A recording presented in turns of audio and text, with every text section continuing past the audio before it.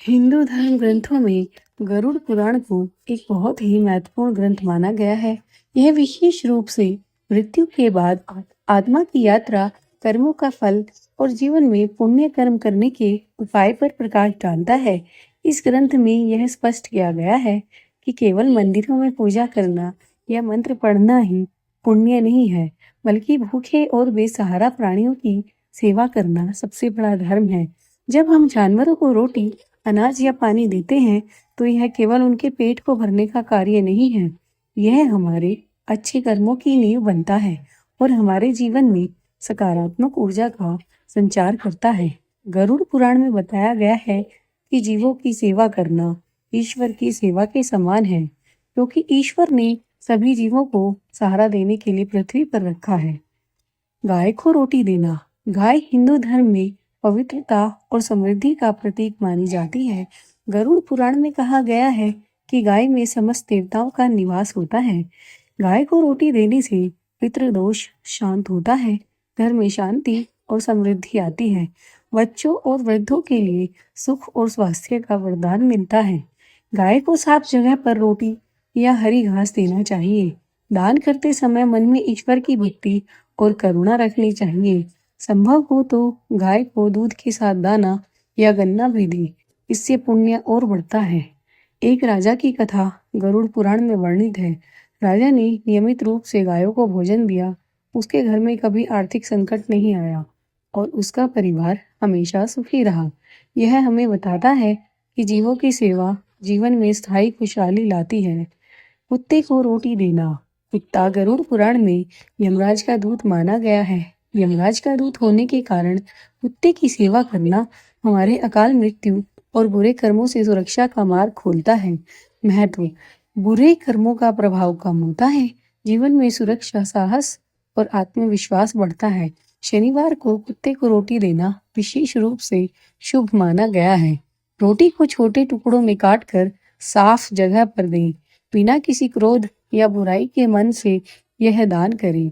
पानी के साथ देना उत्तम माना गया है। एक साधु ने बताया कि जो व्यक्ति कुत्ते को रोटी देता है, उसकी मृत्यु भय रहित होती है। यह हमारे कर्मों के दैवीय परिणाम को दर्शाता है। कौवे को रोटी देना। कौवा गरुड़ पुराण में पितरों का प्रतिनिधि माना गया है। कौवों को अन्न देना विशेष रूप से शुभ है, पितृदोष को शांत करता है और परिवार में सकारात्मक वातावरण बनाता है। पितृदोष का नाश होता है, घर में आने वाली बाधाओं और दुर्भाग्य से मुक्ति दिलाते हैं। इस प्रकार के दान पूर्वजों की आत्मा को शांति मिलती है। उपाय: कौवों को रोटी छोटे टुकड़ों में दे, हमेशा दया और सम्मान के भाव से दे। अनाज या चावल भी अन्न के रूप में दिए जा सकते हैं। एक ग्रामवासी ने नियमित रूप से कौवों को भोजन दिया, उसके परिवार के रोग और संकट दूर हुए। यह हमें बताता है कि छोटे प्राणी भी हमारे जीवन में शुभ ऊर्जा ला सकते हैं। गरुड़ पुराण केवल बड़े जानवरों की सेवा तक ही सीमित नहीं है। चींटियों, मधुमक्खियों और छोटे पक्षियों को अन्न देना भी पुण्यकारी माना गया है, जिसका महत्व बहुत होता है। इससे अहंकार और घमंड कम होते हैं। छोटे जीवों की सेवा से अगले जन्म में श्रेष्ठ योनि मिलती है। दया और करुणा की भावना जीवन में स्थायी बनती है।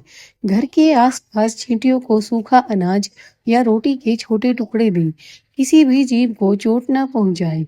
यह कर्म हमेशा साधु भाव से करें।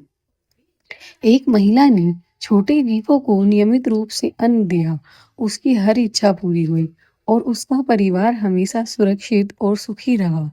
श्रमशील पशुओं को रोटी देना। बैल, घोड़ा और अन्य श्रमशील पशु जो मानव के लिए कड़ी मेहनत करते हैं, उनकी सेवा करना भी अत्यंत पुण्यकारी है। जीवन में स्थिरता लाता है इस प्रकार का दान।